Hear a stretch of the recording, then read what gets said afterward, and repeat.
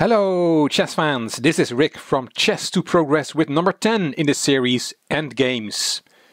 I did a report on the Paris Grand Chess Tour 2018 on my Chess to Impress channel, and on the video on the last day, which was about Nakamura winning that tournament, I got a message from Kubidu, a faithful supporter of Chess to Impress. He has always something nice to say in the comments, and also is a frequent guest at the live streams, these little tournaments that I do on Lichess. Kubidu is his name. He asked, any chance you'd give a shot to the endgame of the Karjakin MVL game on day 2 of the Blitz? It was going so fast. And I thought, yes, of course, I'm happy to accommodate a request.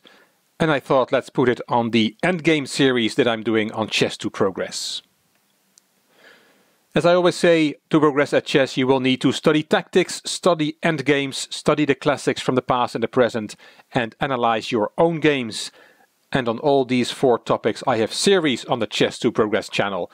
So this video is number 10 in the series Endgames.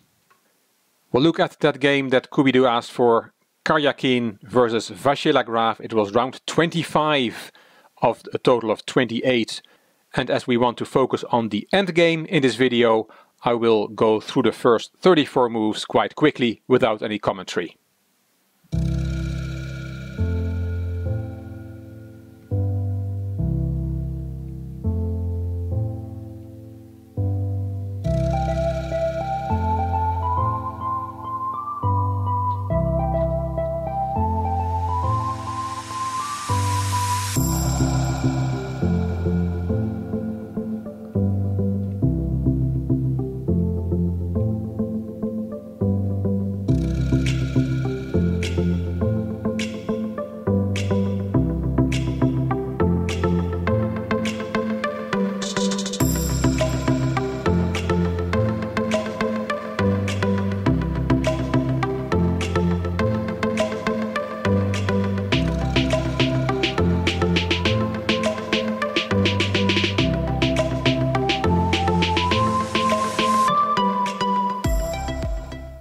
And this is the endgame Kubidu was talking about. After 34, knight b6 to c4 from Vachier-Lagrave. And Vachier-Lagrave is a bit better. Karjakin has to fight for a draw here. Why is black better? Well, one factor is that white's b-pawn is more vulnerable than black's a-pawn. Also an important factor is that black's king is closer to the action than white's king. And in the endgame the king plays a very important role. Slightly better for black, but definitely not a winning advantage. The rook is attacked with black's last move, so Karjakin plays rook d4. He could also have taken on c4 instead, rook takes c4 and knight a5. And again black is a bit better. But rook d4 was played. Knight a3, that knight was hanging on c4, it was attacked by both rook and bishop, so it went to a3. And now it's attacking the b5 pawn with 2 pieces. Rook b4, protecting the pawn a second time. But there is knight c2, the knight is jumping around and that will cost white a pawn. Instead of knight c2 attacking the pawn a third time will not do black any good. He could have played rook b7. Now he's attacking that pawn 3 times. But then there is knight a5, hitting the rook. And after rook b6 there is knight c6 check, and that wins the a7 pawn. So knight c2 is a better try. b6 is really the only way out, counter-attacking black's rook. The rooks came off, but now that c-pawn will get lost after king d7. e5 by Karjakin, the pawn was taken, and f4. Black is a healthy pawn up, and this pawn could run very fast towards the a1 square. Here it's quite remarkable that Karjakin does not activate his king for quite a number of moves, while the books are telling us that you have to activate your king as soon as possible in the endgame. But Karjakin doesn't do it. King b6 from Vachier-Lagrave, the knight plays, and you can play a5 here, and it looks like a mistake for a moment. It was mentioned in the live broadcast by the Grandmasters Sarah 1 and Ramirez and International Master Jovanka Huska. There is knight c4 check, and it looks like you have to give up protection of the a-pawn because you're going to get yourself into a pin. If the knight plays, the king is in check, but white does not really have a good discovered check here. Knight d6 check, you just play king c5, and taking on f7 is not a problem for black because a4 and that pawn is very dangerous. Black is a winning position here. Not sure if Karjakin saw all that in the few seconds he had left, but Vachier-Lagrave did not play a5, he played knight b d5 instead. Knight c4 check, king c5, g3 still not activating the king, that's still on g1, knight e4, and finally the king plays. King d4, look at these black pieces, perfectly centralized. King f3, and now, very instructive, black is going to create a second front.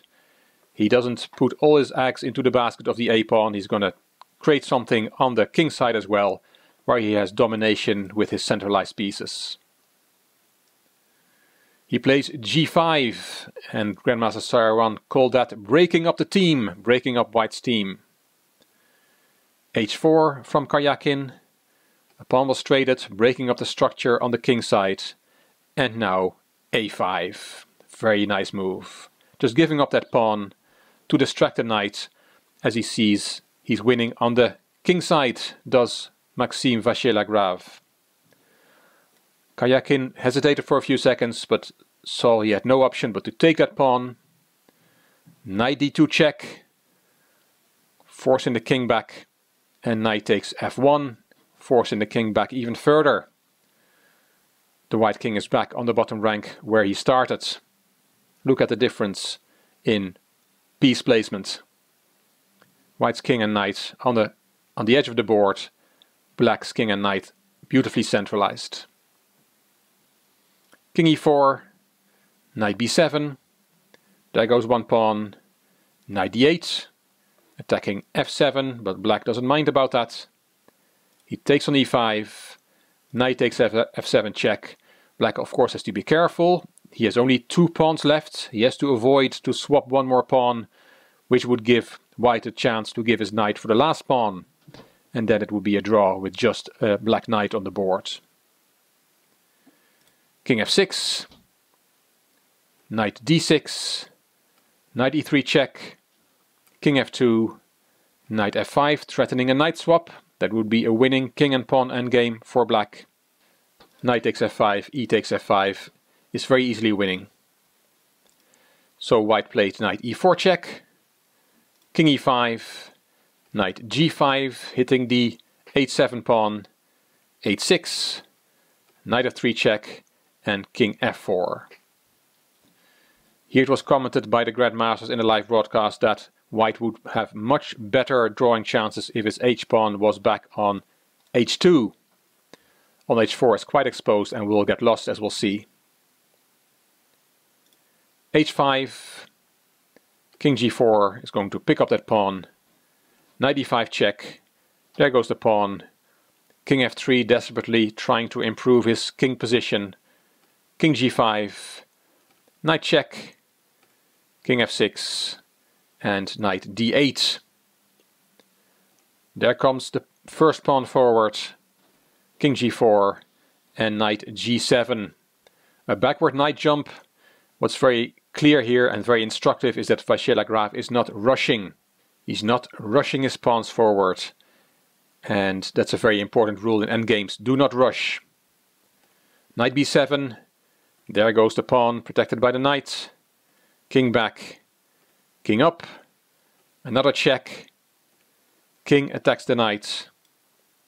Knight e4. King comes up. Another check.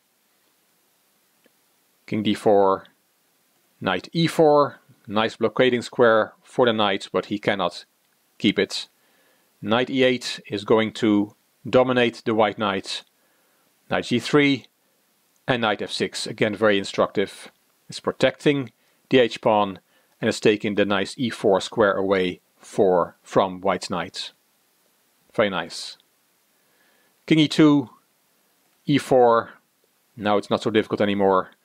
This is easily winning, but of course both players only had seconds on the clock, and that's why Karjakin played on. In a classical game he would have resigned. King d2, king back to e5, king e3. There comes the other pawn. White is systematically, slowly but surely pushed back. Knight back. There's a check. King back. Improving the king's position. Knight d2. There goes the h-pawn. King f1. There goes the other pawn, attacking the knight. Knight jumps away. King comes in. Knight d4. h2, threatening to queen. And the last check, knight e2. After king f3, Sergei Karjakin resigned. Knight d4 check could have been played, but then king e4 with the threat of promotion and taking the knight, and there's no way to counterattack both threats. Very nice endgame from Karjakin-Vachier-Lagrave defeating Sergei Karjakin, who was one of the front runners, but in the end he came short because Hikaru Nakamura won the Paris Grand Chess Tour event.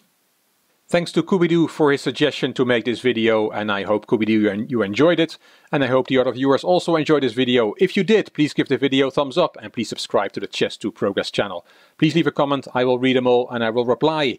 You also may want to check out my Chess2 Impress channel, I referred to it earlier.